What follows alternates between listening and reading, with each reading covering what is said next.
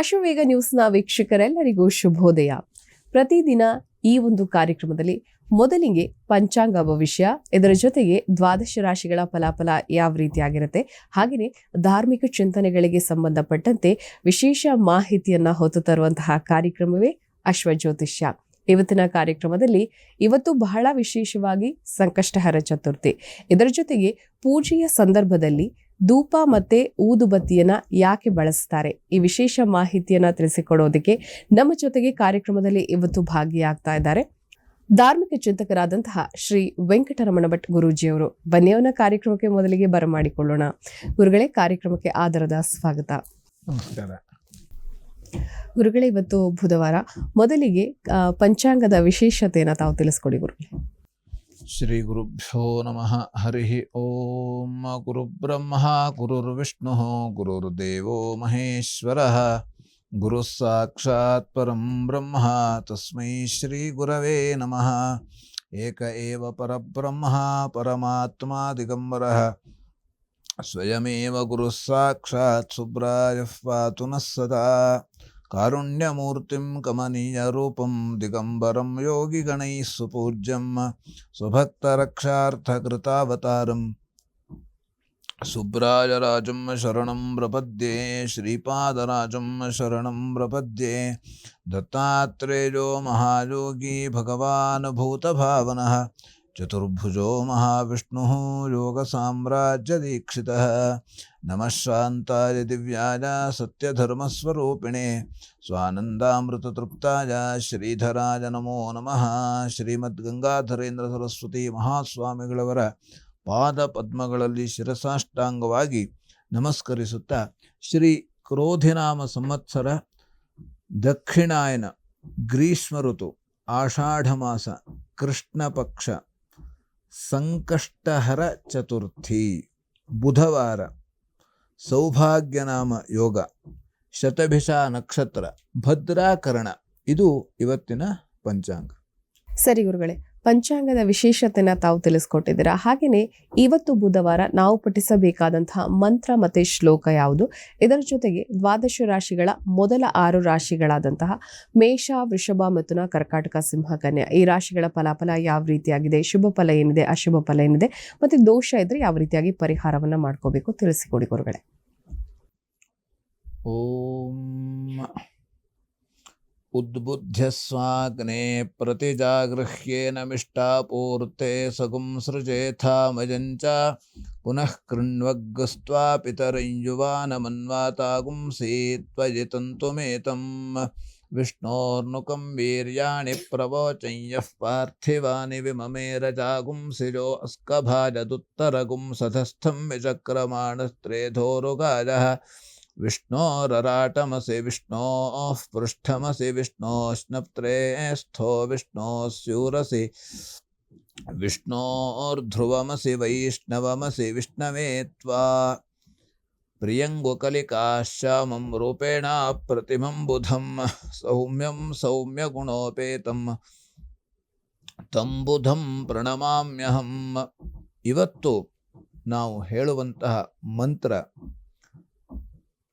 ಬುಧನ ಆರಾಧನೆ. ಬುಧನ, ಯಾಕಂದ್ರೆ ಬುಧವಾರ ಸದ್ಬುದ್ಧಿಂಚ ಬುಧ, ಒಳ್ಳೆಯ ಬುದ್ಧಿಯನ್ನು ಕೊಡತಕ್ಕಂಥವನು ಬುಧ. ಹಾಗೆ ಇವತ್ತು ಮತ್ತೆ ವಿಶೇಷ ಸಂಕಷ್ಟಹರ ಚತುರ್ಥಿ. ನಮಗೆಲ್ಲರಿಗೂ ಕೂಡ ಗಣಪತಿ ಅಂದರೆ, ಗಣ ಅಂದರೆ ಜ್ಞಾನ, ಪತಿ ಅಂದರೆ ಒಡೆಯ. ಜ್ಞಾನಕ್ಕೆ ಒಡೆಯ ಯಾರು? ಅವನೇ ಗಣಪತಿ. ಎಲ್ಲ ರೀತಿಯಾದಂಥ, ಅದಕ್ಕಾಗಿ ನಾವು ಇವತ್ತಿನ ದಿವಸ ಎಲ್ಲರಿಗೂ ಕೂಡ ವಿಶೇಷವಾಗಿ ಮಕ್ಕಳಿಗೆ ಒಳ್ಳೆ ಬುದ್ಧಿಯನ್ನು ಕೊಡತಕ್ಕಂಥವನು ಮಹಾಗಣಪತಿಯಾಗಿದ್ದಾನೆ. ಗುರುಂ ಗಣಪತಿಂ ದುರ್ಗಾಂ ಭಾಸ್ಕರಂ ಶಿವಮಚ್ಯುತಂ ಅಂತ ಹೇಳಿದ್ದಾರೆ. ಮೊದಲನೇದಾಗಿ ಗುರು ಗಣಪತಿಯ ನಾವು ಏನೇ ಪ್ರಾರಂಭ ಮಾಡೋದಾದ್ರೂ ಕೂಡ, ಯಾವುದೇ ನಾವು ಏನೇ ಮಾಡಲಿ ಎಲ್ಲ ಪ್ರಾರಂಭ ಮಾಡುವಂಥದ್ದು ಗುರು ಗಣಪತಿಗೆ ವಂದಿಸಿ. ನೀವು ಯಾವುದೇ ಹಾಡು ಹೇಳಲಿ, ಯಾವುದೇ ಯಕ್ಷಗಾನ ಪದ್ಯ ಕೇಳಿ, ಗುರು ಗಣಪತಿಯ ಅಂತ ಶುರು ಮಾಡೋದು ಅವರು. ಹಾಗೆ ಹಾಡು ಹೇಳುತ್ತಾರು, ಗುರು ಗಣಪತಿಗೆ ವಂದಿಸಿ.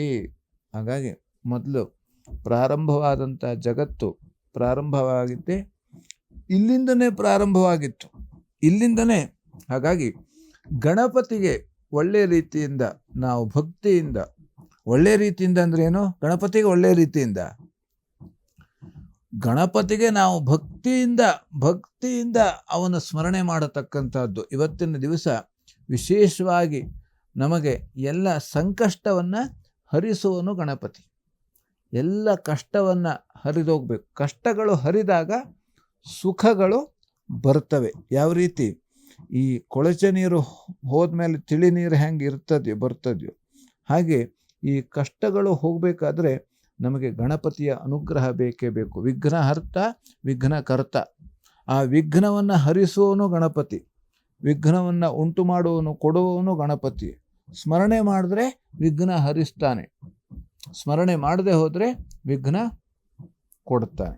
ಹಾಗಾಗಿ ಮೊದಲನೇದಾಗಿ ಮೇಷರಾಶಿ. ಮೇಷರಾಶಿಯಲ್ಲಿ ಇರುವವರಿಗೆ ಇವತ್ತಿನ ದಿವಸ ದೂರ ಪ್ರಯಾಣದಲ್ಲಿ ತೊಂದರೆ ಬರುವಂತಹ ಸಾಧ್ಯತೆ ಇದೆ. ಯಾವುದೇ ರೀತಿಯಲ್ಲಿ ಯಾರಾದರೂ ದೂರ ಪ್ರಯಾಣ ಮಾಡುವವರಿದ್ದರೆ ಇವತ್ತಿನ ದಿವಸ ಸ್ವಲ್ಪ ವಿಘ್ನ ಬರತಕ್ಕಂಥದ್ದು. ಆದ್ದರಿಂದ ಜಾಗ್ರತೆಯಿಂದ ಪ್ರಯಾಣ ಮಾಡತಕ್ಕಂಥದ್ದು ತುಂಬ ಉತ್ತಮ. ಆದಷ್ಟು ನೀವು ಇವತ್ತಿನ ದಿವಸ ವಾಹನವನ್ನು ಚಲಾಯಿಸುವುದನ್ನು ಇವತ್ತು ಬಿಡಬೇಕು, ಅಥವಾ ಹೋಗಲೇಬೇಕು ಆದರೆ ಆದಷ್ಟು ನೀವು ವಾಹನವನ್ನು ಚಲಾಯಿಸಬಾರದು. ಆದ್ದರಿಂದ ಪತಿ ಪತ್ನಿಯಲ್ಲಿ ಕಲಹ ಆಗುವಂಥದ್ದು, ಪತಿ ಪತ್ನಿಯರಲ್ಲಿ ಇವತ್ತಿನ ದಿವಸ ಸ್ವಲ್ಪ ಕಲಹ ಆಗತಕ್ಕಂಥ. ಆದ್ದರಿಂದ ನಾವು ಆದಷ್ಟು ಈ ಕಲಹ ಆಯಿತು ಅಂತಂದರೆ ನಮಗೆ ಆದಷ್ಟು ನಾವು ಮೌನವಾಗಿ ಇರಬೇಕಂತೆ. ಯಾಕಂದರೆ ಕಲಹಪ್ರಿಯ ನಾರದ ಅಂತ ಹೇಳ್ತಾರೆ. ನಾರದ ಕಲಹಪ್ರಿಯ. ಒಬ್ಬೊಬ್ಬರು ಒಂದೊಂದು ರೀತಿಯಲ್ಲಿ ಪ್ರಿಯರು. ಯಾಕಂದರೆ ಈಗ ಸಾಮಾನ್ಯವಾಗಿ ನಾವು ಮಾತಿಗೆ ಹೇಳ್ತಾ ಇರ್ತೇವೆ, ಓ ನಾರದ ಅಂತ. ನಾರದ ಎಲ್ಲರಿಗೂ ಬೇಕು, ದೇವತೆಗಳಿಗೂ ಬೇಕು, ರಾಕ್ಷಸರಿಗೂ ಬೇಕು. ದೇವತೆಗಳ ಹತ್ರ ನಾರಾಯಣ, ರಾಕ್ಷಸರ ಹತ್ರ ನಾರಾಯಣ. ಯಾಕಂದರೆ ಅವನಿಗೆ ಒಟ್ಟಿನಲ್ಲಿ ಆ ಕೆಲಸ ಜಗಳ ಆಗಬೇಕು. ಹೀಗೆ ಈ ರೀತಿ ಕಲಹ ತಂದಿಡತಕ್ಕಂಥವರು ಈಗ ಸುಮಾರು ಜನ ನಮಗೆ ಸಿಗ್ತಾರೆ, ಬರ್ತಾರೆ. ಆದಷ್ಟು ಅವರಿಂದ ನಾವು ಅವರನ್ನು ದೂರ ಇಡಬೇಕು, ಅವರಿಂದ ದೂರ ಇರಬೇಕು, ಅವರನ್ನು ದೂರ ಇಡಬೇಕು, ಅವರಿಂದನೂ ನಾವು ದೂರ ಇರಬೇಕು. ಆವಾಗ ನಾವು ಈ ರೀತಿ ಕಲಹಗಳು ನಡೆಯುವಂಥದ್ದು. ಯಾಕೆಂದರೆ ಸಾಮಾನ್ಯವಾಗಿ ಎಷ್ಟೋ ಜನರಲ್ಲಿ ನಾವು ಕೇಳ್ತಾ ಇರ್ತೇವೆ, ಅವರಿಂದ ಕುಟುಂಬವನ್ನು ಒಡೆತಕ್ಕಂಥದ್ದು. ಹಿಂದೆಲ್ಲ ಅವಿಭಕ್ತ ಕುಟುಂಬಗಳು ಇದ್ದವು, ಇತಿಹಾಸ ಆಗ್ಬಿಟ್ಟದೆ. ಈಗ ಎಲ್ಲಿದೆ? ನಾವು ಹೇಳೋದೌದು ಅವಿಭಕ್ತ ಕುಟುಂಬ ಆ ರೀತಿ ಇರಬೇಕು ಅಂತ, ಎಲ್ಲೂ ಇಲ್ಲ. ದೊಡ್ಡ ಮನೆ ಅಂತ ಹೆಸರಿದೆ, ಹೆಸರಿಗೆ ದೊಡ್ಡ ಮನೆ. ಯಾಕೆ ದೊಡ್ಡ ಮನೆ ಹೆಸರು ಬಂತು? ಅಷ್ಟು ಜನ ಒಂದೇ ಮನೆಯಲ್ಲಿ ಇದ್ದಿದ್ರು ಅವರು. ಈಗ ಹೆಸರಿಗಷ್ಟೇ ದೊಡ್ಡ ಮನೆ, ಅಲ್ಲಿ ಯಾರೂ ಇಲ್ಲ, ಒಗ್ಗಟ್ಟು ಇಲ್ಲ, ಏನೂ ಇಲ್ಲ. ಹಾಗಾಗಿ ಇದು ಒಗ್ಗಟ್ಟು ಇದನ್ನೆಲ್ಲ ನಾವು ಕಳ್ಕೊಳ್ತಾ ಬಂದಿದೆ. ಅವಿಭಕ್ತ ಕುಟುಂಬಕಂ, ಹಾಗೆ ವಸುದೈವ ಕುಟುಂಬಕಂ. ವಸುದೈವ ಕುಟುಂಬಕಂ ಅಂದರೆ ಎಲ್ಲರೂ ಅಲ್ಲಿ ಇರ್ತಾರೆ. ಅಲ್ಲಿ ಯಾರು ಭೇದ ಭಾವ, ಅವರು ಇವರು ಅದು ಇದು ಆಸ್ತಿ ಇದು ಯಾವುದೂ ಇಲ್ಲ ಅಲ್ಲಿ. ಹಿಂದೆ ಅವರು ಆ ಥರ ಇರ್ತಿದ್ರು. ಯಾವ ಥರ? ಅಜ್ಜ ಹೇಳಿದ್ರೆ ಯಾರು ಕಿಮ್ಮಿ ಗುಡುವುದಿಲ್ಲ ಅಲ್ಲಿ. ಅಜ್ಜ ಬಂದ್ರ ಅಥವಾ ಅಪ್ಪ ಬಂದ್ರ ಅಂದ್ರೆ, ತಾತ ಬಂದ ಅಂದರೆ ಮಾತು ಏನೂ ಇಲ್ಲ ಅಲ್ಲಿ, ಸುಮ್ಮನಾಗ್ಬಿಟ್ರು. ಯಾಕಂದ್ರೆ ಅಷ್ಟು ಆ ಒಂದು ಭಯ, ಹೆದರಿಕೆ, ಸಂಸ್ಕೃತಿ ಇದೆಲ್ಲವೂ ಕೂಡ ಇದ್ದಿದ್ದು. ಈಗ ಏನೂ ಇಲ್ಲ, ಆ ಸಂಬಂಧವೇ ಇಲ್ಲ, ಹಾಳಾಗ್ಬಿಟ್ಟದೆ. ಅದಕ್ಕಾಗಿ ನಮಗೆ ಈ ರೀತಿಯಾದಂಥ ಕೆಲವು ಕಡೆ ಈಗ ನಾವು ಮಳೆಗಾಲದಲ್ಲಿ ಕೆಲವು ಕಡೆ ಅತಿವೃಷ್ಟಿ, ಇನ್ನೂ ಕೂಡ ಕೆಲವು ಜಾಗದಲ್ಲಿ ಮಳೆ ಆಗದೆ ಹೋದ ಜಾಗನೂ ಇದ್ದೇವೆ ನಾವು. ಹೀಗೆ ಆಗ್ತಾ ಇದ್ದರೆ ಏನಾಗ್ತದೆ? ಈ ಪ್ರಕೃತಿ ಸಮತೋಲನ ಹೇಳುವಂಥದ್ದು ಯಾವತ್ತೂ ಕೂಡ ಅದು ನಮಗೆ ಆಗೋದು ಕಡಿಮೆ ಆಗ್ತಾ ಹೋದಂಗೆ ಇದೆಲ್ಲವನ್ನು ನಾವು ಇದನ್ನು ನಾವೆಲ್ಲರೂ ಕೂಡ ಒಗ್ಗಟ್ಟಾಗಿ ನಾವು ಅಲ್ಲಿ ಕುಳಿತುಕೊಂಡು ವಿಚಾರ ಮಾಡಬೇಕು. ನಾವು ಒಂದು 4 ಜನ ಸೇರಿದ್ದಾರೆ ಅಂತಂದರೆ ಆಧ್ಯಾತ್ಮಿಕ ವಿಚಾರ ಮಾತನಾಡಬೇಕು. ನಮಗೆ ಬೇರೆ ಯಾವುದೂ ಕೂಡ ನಾನು ಅಥವಾ ಅವನಿಂದ ಇದು ಎರಡೂ ಬಿಡಬೇಕು. ನನ್ನಿಂದನೇ ಆಗಿದ್ದು, ಅವನಿಂದ ಹೀಗಾಗಿದ್ದು, ಇವು ಎರಡೂ ಬಿಡಬೇಕು. ನನ್ನಿಂದನೂ ಆಗಲಿಲ್ಲ, ಅವನಿಂದನೂ ಆಗಲಿಲ್ಲ. ಹಾಗಾದ್ರೆ ಯಾರಿಂದ ಆಗಿದ್ದು? ನಮ್ಮ ಕರ್ಮದಿಂದ ಇಡೀ ಜಗತ್ತು ನಡೀತಾ ಇದೆ. ಸ್ವಕರ್ಮ ಸೂತ್ರ ಗ್ರಥಿತೋ ಹಿ ಲೋಕಃ. ಈ ನಮ್ಮ ಕರ್ಮದಿಂದ ಈ ಲೋಕ ಹೇಳುವಂಥದ್ದು ಹೆಣೆಯಲ್ಪಟ್ಟಿದ್ದು.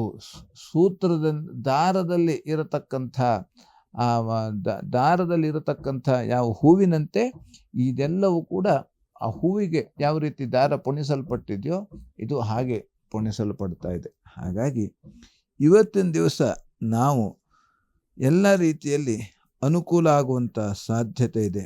ಬಟ್ಟೆ ವ್ಯಾಪಾರಿಗಳಿಗೆ ಇವತ್ತಿನ ದಿವಸ ಲಾಭ ಆಗತಕ್ಕಂಥದ್ದು. ಯಾಕೆಂದರೆ ಈ ವಿಚಾರ ನಾವು ಹೇಳ್ತಾ ಹೋದಂಗೆ ಯಾವ ವಿಚಾರ ಹೇಳ್ತಾ ಇಲ್ಲದೆ ಮರ್ತು ಹೋಗ್ಬಿಡ್ತದೆ. ಇದನ್ನು ಮರಿಬೇಕು. ಮರಿಬೇಕು. ನಾವು ಎಲ್ಲಿದ್ದೇವೆ ಹೇಳೋದು ಕೂಡ ಮರಿಬೇಕು. ಆದರೆ ಎಲ್ಲಿ ವಿಚಾರ ಇರಬೇಕು? ಭಗವಂತನಲ್ಲಿ ವಿಚಾರ ಇರಬೇಕು. ಈ ರಾಶಿಯ ಮುಖ್ಯ ಉದ್ದೇಶ ಇರುವುದೇ ಅಲ್ಲಿ. ಈ ರಾಶಿ ಏನು ಮಾಡುತ್ತದೆ, ಏನು ಚಿಂತನೆ ಮಾಡುತ್ತದೆ, ನಾವು ಎಲ್ಲಿದ್ದೇವೆ, ನಾವು ಎಲ್ಲಿ ಹೋಗಬೇಕು, ಏನು ವಿಚಾರ ಮಾಡ್ತಾ ಇದ್ದೇವೆ, ಇದೆಲ್ಲ ಬರಬೇಕು. ಹಾಗಾಗಿ ಇವತ್ತಿನ ದಿವಸ ಧನ ಲಾಭ ಆಗುವಂಥ ಸಾಧ್ಯತೆ ಇದೆ. ಬಟ್ಟೆ ವ್ಯಾಪಾರಿಗಳು ಕೂಡ ಲಾಭ ಆಗತಕ್ಕಂಥದ್ದು. ಐಕ್ಯ ಮಂತ್ರ ಪಠಣದಿಂದ ಎಲ್ಲ ರೀತಿಯಲ್ಲಿ ಅನುಕೂಲ ಆಗತಕ್ಕಂಥದ್ದು. ಇನ್ನು ವೃಷಭ ರಾಶಿಯಲ್ಲಿರುವವರಿಗೆ ವೈರಿಯಿಂದ ತೊಂದರೆ ಬರುವಂತಹ ಸಾಧ್ಯತೆ ಇದೆ. ಪೆಟ್ಟಿನಿಂದ ಗಾಯಗಳು ಆಗುವಂಥ ಸಾಧ್ಯತೆ ಇದೆ. ಆದ್ದರಿಂದ ನಾವು ಇವತ್ತಿನ ದಿವಸ ಯಾರತ್ರ ಜಗಳಕ್ಕೆ ಹೋಗಬಾರ್ದು. ಈ ಕೆಲವು ಕಾಲು ಕೆದರ್ಕೊಂಡು ಜಗಳಕ್ಕೆ ಹೋಗ್ತಾರೆ ಅಂತ ಹೇಳ್ತಾರೆ. ನಾವಾಗಿಂದ ಎಲ್ಲೂ ಕೂಡ ಜಗಳಕ್ಕೆ ಹೋಗಬಾರ್ದಂತೆ. ಇನ್ನೊಬ್ಬರು ಬಂದರೂ ಕೂಡ ನಾವು ಸುಮ್ಮನಿದ್ದು ಬಿಡಬೇಕು. ಇವತ್ತಿನ ದಿವಸ ಅಷ್ಟು ಆ ರೀತಿ ಇರೋದ್ರಿಂದ ಅನುಕೂಲ ಇರತಕ್ಕಂಥದ್ದು. ಇನ್ನು ವೃತ್ತಿಯಲ್ಲಿ ಅನುಕೂಲ ಆಗತಕ್ಕಂಥ ಸಾಧ್ಯತೆ ಇದೆ. ಹಾಗೆ ಚಿನ್ನದ ವ್ಯಾಪಾರಿಗಳಿಗೆ ಅನುಕೂಲ ಆಗತಕ್ಕಂಥದ್ದು. ದುರ್ಗಾ ಸೂಕ್ತ ಪಾರಾಯಣ ಮಾಡೋದರಿಂದ ಎಲ್ಲ ರೀತಿಯಲ್ಲಿ ಅನುಕೂಲ ಇದೆ. ಇನ್ನು ಮಿಥುನ ರಾಶಿಯಲ್ಲಿರುವವರಿಗೆ ಧನ ಲಾಭ ಆಗುವಂಥ ಸಾಧ್ಯತೆ ಇದೆ. ಮಕ್ಕಳಲ್ಲಿ ಕಲಹ ಆಗತಕ್ಕಂಥದ್ದು. ಸಾಧು ಸಂತರ ದರ್ಶನ ಇವತ್ತಿನ ದಿವಸ ಇದೆ. ತೀರ್ಥಯಾತ್ರೆಯಲ್ಲಿ ಇವತ್ತಿನ ದಿವಸ ಭಾಗವಹಿಸುವಂಥ ಸಾಧ್ಯತೆ ಇದೆ. ಹಾಗೆ ವಿಷ್ಣು ಸೂಕ್ತ ಪಾರಾಯಣ ಮಾಡೋದರಿಂದ ಎಲ್ಲ ರೀತಿಯಲ್ಲಿ ಅನುಕೂಲ ಆಗತಕ್ಕಂಥದ್ದು. ಇನ್ನು ಕರ್ಕಾಟಕ ರಾಶಿಯಲ್ಲಿರೋರಿಗೆ ಬಂಧುಗಳಲ್ಲಿ ಕಲಹ ಆಗುವಂತಹ ಸಾಧ್ಯತೆ ಇದೆ. ಕೃಷಿ ಕ್ಷೇತ್ರದಲ್ಲಿ ತೊಂದರೆ ಆಗುವಂತಹ ಸಾಧ್ಯತೆ ಇದೆ. ದೇಹಕ್ಕೆ ಆರೋಗ್ಯದಲ್ಲಿ ವ್ಯತ್ಯಾಸ ಆಗುವಂತಹ ಸಾಧ್ಯತೆ ಇದೆ. ಹಾಗೆ ಅಪವಾದ ಬರುವಂಥ ಸಾಧ್ಯತೆ ಇದೆ. ರಿಯಲ್ ಎಸ್ಟೇಟ್ ಉದ್ಯಮಕ್ಕೆ ಲಾಭ ಆಗತಕ್ಕಂಥದ್ದು. ಹೋಟೆಲ್ ಉದ್ಯಮದವರಿಗೂ ಲಾಭ ಆಗತಕ್ಕಂಥ ಸಾಧ್ಯತೆ ಇದೆ. ದತ್ತ ಸಹಸ್ರನಾಮ ಪಠಣದಿಂದ ಎಲ್ಲ ರೀತಿಯಲ್ಲಿ ಅನುಕೂಲ ಆಗತಕ್ಕಂಥದ್ದು. ಇನ್ನು ಸಿಂಹರಾಶಿಯಲ್ಲಿರುವವರಿಗೆ ಸಹೋದರರಲ್ಲಿ ಕಲಹ ಆಗುವಂಥ ಸಾಧ್ಯತೆ ಇದೆ. ಪತಿ ಪತ್ನಿಯಲ್ಲಿ ಸಹಕಾರ ಸಿಗತಕ್ಕಂಥದ್ದು. ವಾದದಲ್ಲಿ ಗೆಲುವು ಇವತ್ತಿನ ದಿವಸ ಸಾಧ್ಯತೆ ಇದೆ. ದೂರ ಪ್ರಯಾಣದಲ್ಲಿ ಇವತ್ತು ಅನುಕೂಲ ಆಗುವಂಥ ಸಾಧ್ಯತೆ ಇದೆ.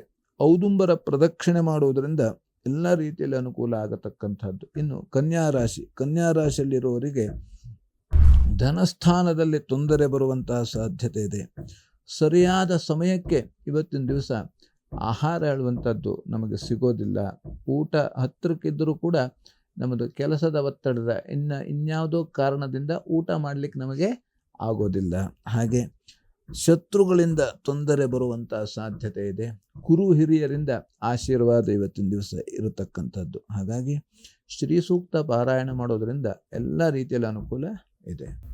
ಸರಿ ಗುರುಗಳೇ, ಕಾರ್ಯಕ್ರಮದ ಮೊದಲ ಭಾಗದಲ್ಲಿ ಪಂಚಾಂಗದ ವಿಶೇಷತೆ, ಹಾಗೆಯೇ ದ್ವಾದಶ ರಾಶಿಗಳ ಮೊದಲ 6 ರಾಶಿಗಳ ಫಲಾಫಲ ಹೇಗಿದೆ, ಇದರ ಜೊತೆಗೆ ಬುಧವಾರ ಯಾವ ಮಂತ್ರವನ್ನ ಹೇಳಬೇಕು, ಯಾವ ಶ್ಲೋಕವನ್ನ ಹೇಳಬೇಕು, ಇದನ್ನ ತಾವು ತಿಳಿಸ್ಕೊಟ್ಟಿದ್ದೀರಾ. ಕಾರ್ಯಕ್ರಮದಲ್ಲಿ ಸಣ್ಣದೊಂದು ವಿರಾಮವನ್ನು ತೆಗೆದುಕೊಳ್ಳುವಂತಹ ಸಮಯ ಆಗಿದೆ ಗುರುಗಳೇ. ಪ್ರಿಯ ವೀಕ್ಷಕರೇ, ಗುರುಗಳನ್ನ ತಾವು ನೇರ ಭೇಟಿಯಾಗಬೇಕು ಅಂತ ಆಸಕ್ತಿ ಇರುವಂತಹವರು ಅಶ್ವಜ್ಯೋತಿಷ್ಯ ಕಾರ್ಯಕ್ರಮ ಪ್ರಸಾರವಾಗುವಂತಹ ಸಂದರ್ಭದಲ್ಲಿ ಟಿವಿ ಸ್ಕ್ರೀನ್ ಮೇಲೆ ನಂಬರ್ ಒಂದು ಡಿಸ್ಪ್ಲೇ ಆಗುತ್ತೆ. ಆ ನಂಬರ್ಗೆ ಕರೆ ಮಾಡಿ ಅಪಾಯಿಂಟ್ಮೆಂಟ್ ನ ತಗೊಂಡು ಧಾರ್ಮಿಕ ಚಿಂತಕರಾದಂತಹ ಶ್ರೀ ವೆಂಕಟರಮಣ ಭಟ್ ಗುರೂಜಿಯವರನ್ನ ತಾವು ಮಲ್ಲೇಶ್ವರಂನ 5ನೇ ಕ್ರಾಸ್ 5ನೇ ಮೇನಲ್ಲಿರುವ ಜಂಬೂ ಗಣಪತಿ ದೇವಸ್ಥಾನದಲ್ಲಿ ಹೋಗಿ ನೇರ ಭೇಟಿಯಾಗಬಹುದು. ಹಾಗೇನೆ ನಿಮ್ಮ ಜಾತಕದಲ್ಲಿ ಇರುವಂತಹ ಸಮಸ್ಯೆಗಳಿಗೆ ಸೂಕ್ತ ಸಲಹೆ ಮತ್ತೆ ಪರಿಹಾರಗಳನ್ನ ಕಂಡುಕೊಳ್ಬಹುದು ಅಂತ ಹೇಳ್ತಾ ಕಾರ್ಯಕ್ರಮದಲ್ಲಿ ಪುಟದೊಂದು ವಿರಾಮದ ನಂತರ ಮತ್ತಷ್ಟು ಧಾರ್ಮಿಕ ವಿಚಾರಗಳು.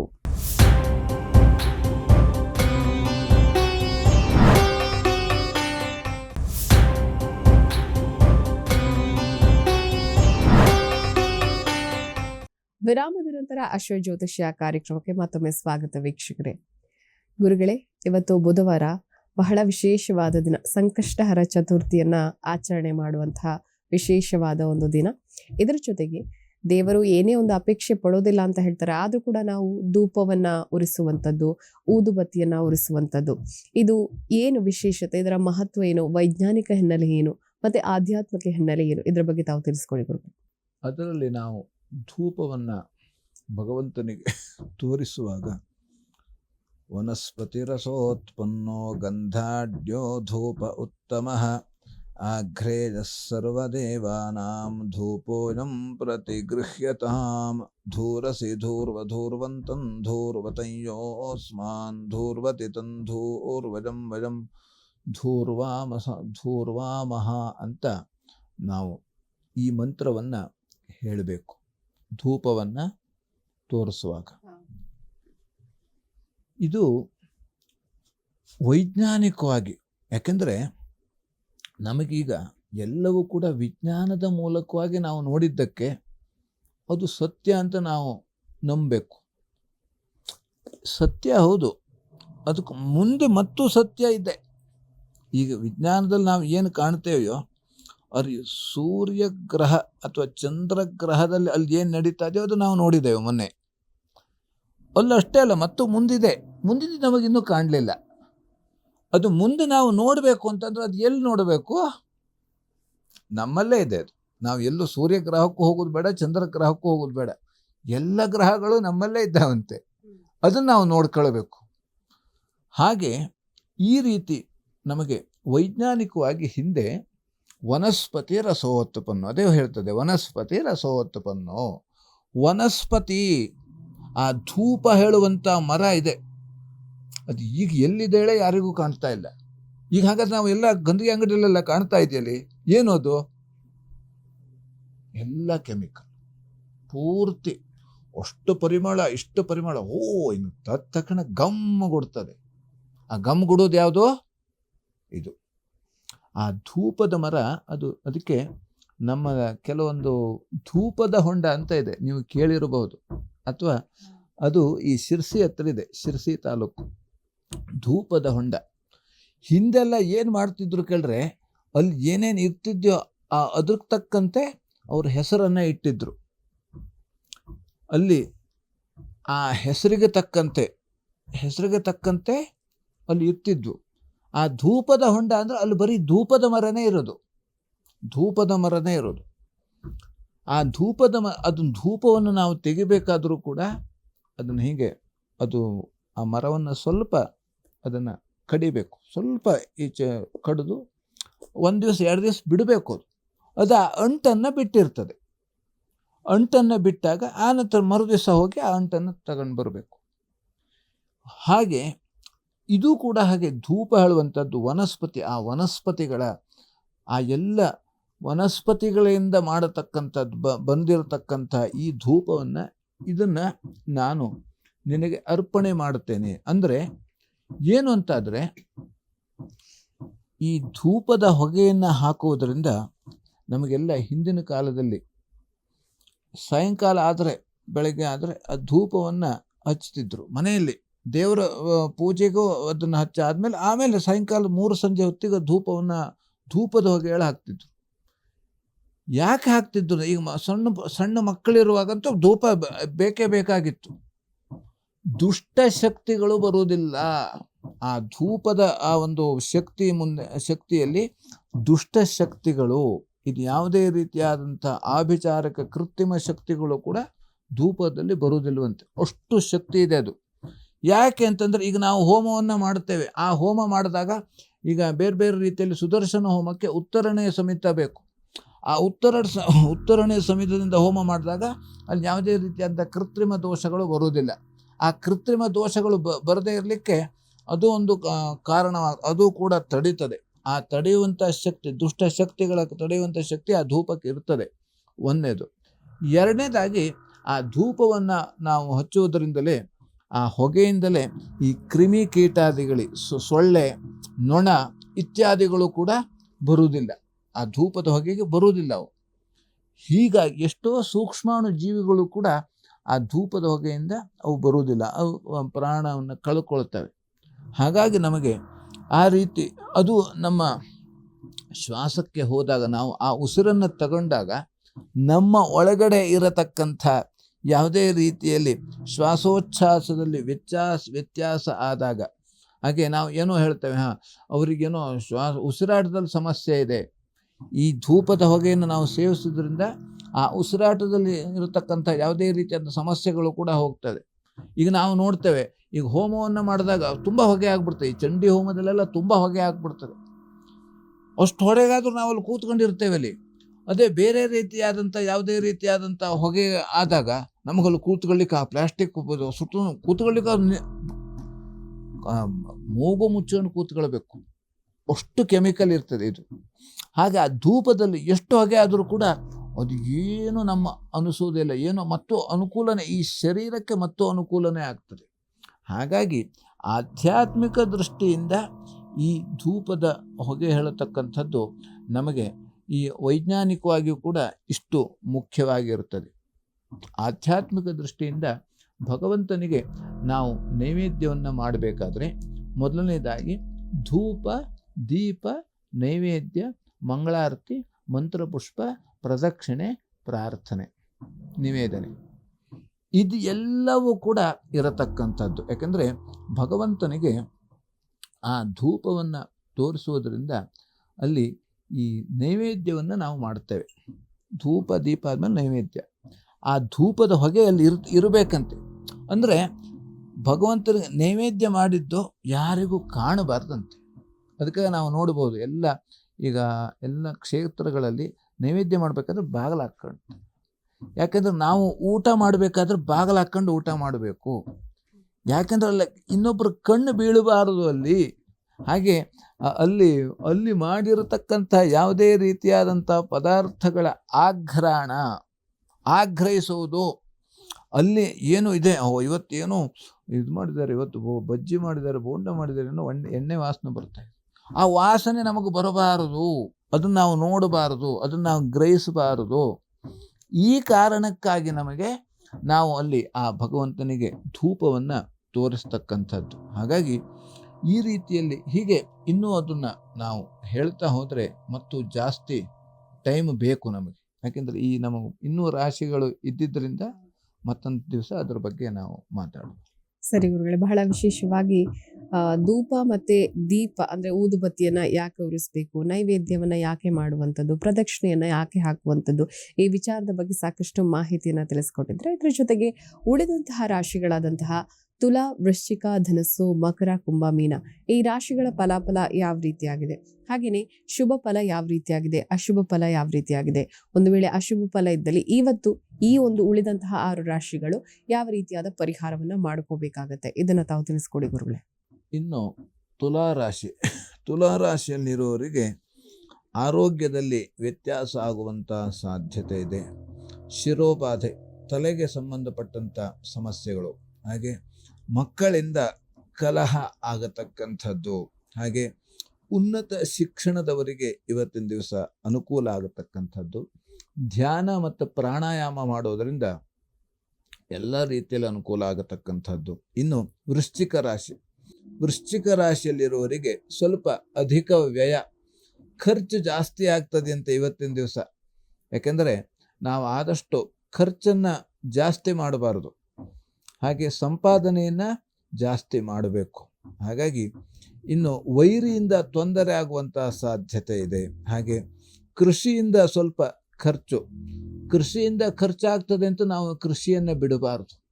ಹಾಗಾಗಿ ಯಾಕಂದರೆ ನಾವು ಆ ಭೂಮಿ ತಾಯಿ ಸೇವೆ ಮಾಡಲೇಬೇಕಂತೆ. ನಾವಿಲ್ಲಿ ಭೂಮಿಗೆ ಬಂದ ಮೇಲೆ ಆ ಭೂಮಿ ಋಣ ತೀರಿಸ್ಬೇಕು ಅಂದರೆ ಭೂಮಿ ತಾಯಿ ಸೇವೆ ನಾವು ಮಾಡಲೇಬೇಕು. ಆ ಭೂಮಿ ತಾಯಿ ಸೇವೆ ನಾವು ಮಾಡಲಿಲ್ಲ ಅಂದರೆ ನಮ್ಮ ಮತ್ತೆ ಹುಟ್ಟಿ ಬರಬೇಕು. ಆ ಜನ್ಮಾಂತರ ಆದರೂ ಕೂಡ ಮತ್ತೆ ನಾವು ಬರಬೇಕು. ಹಾಗಾಗಿ ಇನ್ನು ಇವತ್ತಿನ ದಿವಸ ಬಂಧುಗಳ ಸಹಕಾರ ಸಿಗುವಂಥದ್ದು, ನೀರಿನಿಂದ ತೊಂದರೆ ಬರುವಂತಹ ಸಾಧ್ಯತೆ ಇದೆ. ಶ್ರೀ ಸೂಕ್ತ ಪಾರಾಯಣ ಮಾಡೋದರಿಂದ ಎಲ್ಲ ರೀತಿಯಲ್ಲಿ ಅನುಕೂಲ ಆಗತಕ್ಕಂಥದ್ದು. ಇನ್ನು ಧನುರಾಶಿಯಲ್ಲಿರೋರಿಗೆ ಸಹೋದರರ ಸಹಕಾರ ಹೇಳ್ತಕ್ಕಂಥದ್ದು ಸಿಗುವಂಥದ್ದು, ಸೈನಿಕರಿಗೆ ಅನುಕೂಲ ಆಗತಕ್ಕಂಥದ್ದು, ವ್ಯಾಪಾರದಲ್ಲಿ ನಷ್ಟ ಆಗುವಂತಹ ಸಾಧ್ಯತೆ ಇದೆ, ಬಟ್ಟೆ ವ್ಯಾಪಾರಿಗಳಿಗೆ ನಷ್ಟ ಆಗುವಂತಹ ಸಾಧ್ಯತೆ ಇದೆ. ಲಕ್ಷ್ಮೀನಾರಾಯಣ ಹೃದಯ ಪಾರಾಯಣ ಮಾಡೋದರಿಂದ ಎಲ್ಲ ರೀತಿಯಲ್ಲಿ ಅನುಕೂಲ ಆಗತಕ್ಕಂಥದ್ದು. ಇನ್ನು ಮಕರ ರಾಶಿಯಲ್ಲಿರೋರಿಗೆ ಧನ ಲಾಭ ಆಗುವಂತಹ ಸಾಧ್ಯತೆ ಇದೆ. ಹಾಗೆ ಮೃಷ್ಟಾನ್ನ ಭೋಜನ, ಇವತ್ತಿನ ದಿವಸ ಮೃಷ್ಟಾನ್ನ ಭೋಜನ ಸಿಗುವಂಥದ್ದು. ವೃತ್ತಿಯಲ್ಲಿ ಸ್ವಲ್ಪ ಕಿರಿಕಿರಿ ಆಗುವಂತಹ ಸಾಧ್ಯತೆ ಇದೆ. ನೀರಿನಿಂದ ತೊಂದರೆ ಬರತಕ್ಕಂಥದ್ದು. ದತ್ತಮಾಲಾ ಮಂತ್ರ ಪಠಣದಿಂದ ಎಲ್ಲ ರೀತಿಯಲ್ಲಿ ಅನುಕೂಲ ಆಗತಕ್ಕಂಥದ್ದು. ಇನ್ನು ಕುಂಭರಾಶಿಯಲ್ಲಿರುವವರಿಗೆ ಆರೋಗ್ಯದಲ್ಲಿ ಸುಧಾರಣೆ ಆಗುವಂತಹ ಸಾಧ್ಯತೆ ಇದೆ. ಪೂಜಾ ಮತ್ತು ಹೋಮಗಳಲ್ಲಿ ಭಾಗಿಯಾಗುವಂತಹ ಸಾಧ್ಯತೆ ಇದೆ. ಹಾಗೆ ತೀರ್ಥಯಾತ್ರೆಯಲ್ಲಿ ತೊಂದರೆ ಬರತಕ್ಕಂತಹ ಸಾಧ್ಯತೆ, ದಾನ ಧರ್ಮಗಳಲ್ಲೂ ಕೂಡ ತೊಂದರೆ ಬರುವಂತಹ ಸಾಧ್ಯತೆ ಇದೆ. ಔದುಂಬರ ಪ್ರದಕ್ಷಿಣೆ ಮಾಡುವುದರಿಂದ ಎಲ್ಲ ರೀತಿಯಲ್ಲಿ ಅನುಕೂಲ ಆಗತಕ್ಕಂಥದ್ದು. ಇನ್ನು ಮೀನರಾಶಿಯಲ್ಲಿರೋರಿಗೆ ಅಧಿಕವಾದಂತಹ ಖರ್ಚು, ಹಾಗೆ ಕೃಷಿಯಿಂದಲೂ ಕೂಡ ಖರ್ಚಾಗತಕ್ಕಂಥದ್ದು, ವೈರಿಯಿಂದ ತೊಂದರೆ ಬರುವಂತಹ ಸಾಧ್ಯತೆ ಇದೆ, ಒಳ್ಳೆ ಕಾರ್ಯಕ್ಕೆ ತೊಂದರೆ ಬರುವಂತಹ ಸಾಧ್ಯತೆ ಇದೆ. ಶ್ರೇಯಾಂಸಿ ಬಹುವಿಘ್ನಾನಿ, ನಮಗೆ ಒಳ್ಳೆ ಕೆಲಸ ಮಾಡಬೇಕಂದ್ರೆ ತೊಂದರೆಗಳು ಜಾಸ್ತಿ, ಒಳ್ಳೆ ಮನುಷ್ಯನಿಗೆ ತೊಂದರೆಗಳು ಜಾಸ್ತಿ. ನಾವು ಕಾಡಿಗೆ ಹೋದರೆ ಒಳ್ಳೆ ಮರವನ್ನೇ ಕಡಿತೇವಂತೆ, ಆ ಡೊಂಕಿರತಕ್ಕಂಥ ಮರ ಕಡಿತೇವ್ಯೋ, ಯಾರು ನೋಡುವುದೇ ಇಲ್ಲ, ಆ ಕಡೆ ನೋಡೇ ಬೇಡ ಹೋಗ್ತೇವೆ. ಹಾಗಾಗಿ ಭಗವಂತನೂ ಹಾಗೆ ಒಳ್ಳೆಯವರಿಗೆ ಅವನು ತೊಂದರೆ ಕೊಡ್ತಾನೆ. ಯಾಕೆಂತಂದರೆ ಒಳ್ಳೆಯವರಿಗೆ ಅಂದರೆ ಹಿಂದೆ ಮಾಡಿದಂಥ ಪಾಪಕರ್ಮ ಇರ್ತದೆಯಲ್ಲಿ ಅದು ಪರಿಹಾರ ಆಗಬೇಕು. ಯಾಕೆಂದರೆ ಭಗವಂತ ಆ ಕರ್ಮದಲ್ಲಿ ಹಸ್ತಕ್ಷೇಪ ಮಾಡೋದಿಲ್ವಂತೆ. ಕರ್ಮದಲ್ಲಿ ಯಾವತ್ತೂ ಹಸ್ತಕ್ಷೇಪ ಮಾಡೋದಿಲ್ಲ, ಅಂದ್ರೆ ಅನುಭವಿಸಲೇಬೇಕು. ನಾ ಭುಂಕ್ತಂ ಕ್ಷೀಯತೆ ಕರ್ಮ ಕೋಟಿ ಕಲ್ಪ ಶತೈರಪಿ. ಎಷ್ಟು ಕೋಟಿ ವರ್ಷ ಆದರೂ ಕೂಡ ಆ ಕರ್ಮವನ್ನು ನಾವು ಅನುಭವಿಸಲೇಬೇಕಂತೆ. ಅನುಭವಿಸಲಿಲ್ಲ ಅಂದರೆ ಮತ್ತೆ ಮುಂದೆ ಹೋಗ್ತದೆ. ಈ ನಾವು ಸಾಲ ಮಾಡ್ದಂಗೆ ಈ ಬ್ಯಾಂಕ್ನಲ್ಲಿ ಒಂದು 1000 ರೂಪಾಯಿ ತಂದರೆ ಅದು ತಿಂಗಳಿಗೆ ಎಷ್ಟಾಯಿತು? 10 ರೂಪಾಯಿ ಬಡ್ಡಿ ಆಯಿತು. ಹೀಗೆ ಇವತ್ತಾಗಲಿಲ್ಲ, ಇನ್ನೊಂದು 10 ವರ್ಷ ಆದರೆ ಎಷ್ಟಾಯಿತು? ಅದು ಇವತ್ತೇ ನಾವು ತೀರಿಸ್ಕೊಬಿಟ್ರೆ 10 ರೂಪಾಯಲ್ಲೇ ಮುಗೀತು. ಹಾಗೆ ಅದು ಮುಂದೆ ಹೋಗ್ತಾ ಇದ್ರೆ ಅದೇ ಲಕ್ಷ ಆಗಿಬಿಡ್ತದೆ. ನಾವು 1000 ತಗೊಂಡಿದ್ದು ಕಟ್ಟುವುದು ಲಕ್ಷ ಆಗಿಬಿಟ್ಟದೆ. ಈ ನಮ್ಮ ಕತೆ ಆಗಿದ್ದಿದೆ.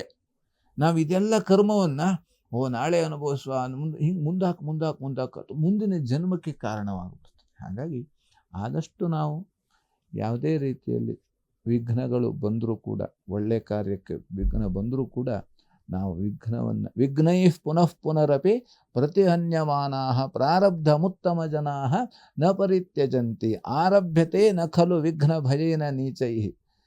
ಆರಭ್ಯದಲ್ಲಿ ನಮಗೆ ವಿಘ್ನ ಬಂತು ಅಂತ ನಾವು ಮುಂದೆ ಹೋಗ್ಬೇಕಂತೆ, ಅವಾಗ ನಮಗೆ ಎಲ್ಲ ರೀತಿಯಲ್ಲಿ ಅನುಕೂಲ ಆಗತಕ್ಕಂಥದ್ದು. ಆದ್ದರಿಂದ ಇವತ್ತಿನ ದಿವಸ ಲಲಿತಾ ಸಹಸ್ರನಾಮ ಪಾರಾಯಣ ಮಾಡೋದರಿಂದ ಎಲ್ಲ ರೀತಿಯಲ್ಲಿ ಅನುಕೂಲ ಆಗತಕ್ಕಂಥದ್ದು. ಆದ್ದರಿಂದ ನಾವು ಇವತ್ತಿನ ದಿವಸ ಏನು ಭಯಪಡಬೇಕಾದ್ದೇನಿಲ್ಲ, ಯಾರೂ ಭಯಪಡಬೇಕಾದ್ದಿಲ್ಲ.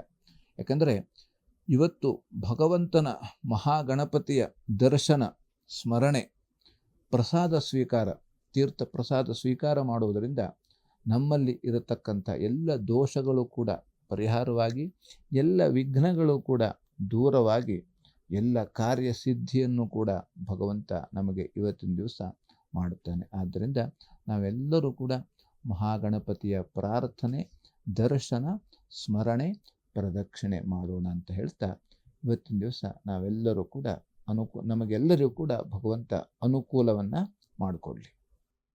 ಸರಿ ಗುರುಗಳೇ, ಇವತ್ತಿನ ಕಾರ್ಯಕ್ರಮದಲ್ಲಿ ತಾವು ಭಾಗಿಯಾಗಿ ಈ ದಿನದ ಪಂಚಾಂಗದ ವಿಶೇಷತೆ, ದ್ವಾದಶ ರಾಶಿಗಳ ಫಲಾಫಲ ಯಾವ ರೀತಿಯಾಗಿರುತ್ತೆ, ಇದರ ಜೊತೆಗೆ ಸಂಕಷ್ಟಹರ ಚತುರ್ಥಿಯ ವಿಶೇಷತೆ ಯಾವ ರೀತಿಯಾಗಿರುತ್ತೆ, ಹೇಗೆ ಅದನ್ನ ಒಂದು ಸ್ಮರಣೆ ಮಾಡಬೇಕು ಅನ್ನುವಂಥದ್ದು, ಇದರ ಜೊತೆಗೆ ಧೂಪ ಮತ್ತೆ ಊದುಬತ್ತಿಯ ವಿಶೇಷ ಮಹತ್ವ ಏನು ಅನ್ನೋದ್ರ ಬಗ್ಗೆ ತಾವು ಪ್ರಿಯ ವೀಕ್ಷಕರಿಗೆ ತಿಳಿಸ್ಕೊಟ್ಟಿದ್ದೀರಾ. ಕಾರ್ಯಕ್ರಮದಲ್ಲಿ ಭಾಗಿಯಾಗಿದ್ದಕ್ಕಾಗಿ ಹೃತ್ಪೂರ್ವಕ ಧನ್ಯವಾದಗಳು ಗುರುಗಳೇ. ನಮಸ್ಕಾರ. ಲೋಕಾಹ ಸಮಸ್ತಃ ಸುಖಿನೋ ಭವಂತು, ಸಮಸ್ತ ಸನ್ಮಂಗಳಾನಿ ಭವಂತು. ಎಲ್ಲರಿಗೂ ಕ್ಷೇಮವಾಗಿ. ವೀಕ್ಷಕರೇ, ಇವತ್ತು ಬುಧವಾರ, ಬಹಳ ವಿಶೇಷ ದಿನ, ಸಂಕಷ್ಟಹರ ಚತುರ್ಥಿ. ವಿಘ್ನ ನಿವಾರಕ ಗಣಪತಿಯ ದೇವರ ಆರಾಧನೆಯನ್ನ ಮಾಡುತ್ತಾ ಆ ದೇವರ ಕೃಪೆಗೆ ನಾವು ಪಾತ್ರರಾಗೋಣ. ಇದರ ಜೊತೆಗೆ ವಿಷ್ಣು ದೇವರ ಆರಾಧನೆಯನ್ನ ಮಾಡ್ತಾ ಆ ದೇವರ ಕೃಪೆಗೂ ಕೂಡ ನಾವೆಲ್ಲರೂ ಪಾತ್ರರಾಗೋಣ ಅಂತ ಹೇಳ್ತಾ ಅಶ್ವ ಜ್ಯೋತಿಷ ಕಾರ್ಯಕ್ರಮವನ್ನ ಮುಗಿಸ್ತಾ ಇದ್ದೀವಿ. ನೋಡ್ತಾರೆ ಅಶ್ವವೇಗ ನ್ಯೂಸ್. ನಮಸ್ಕಾರ.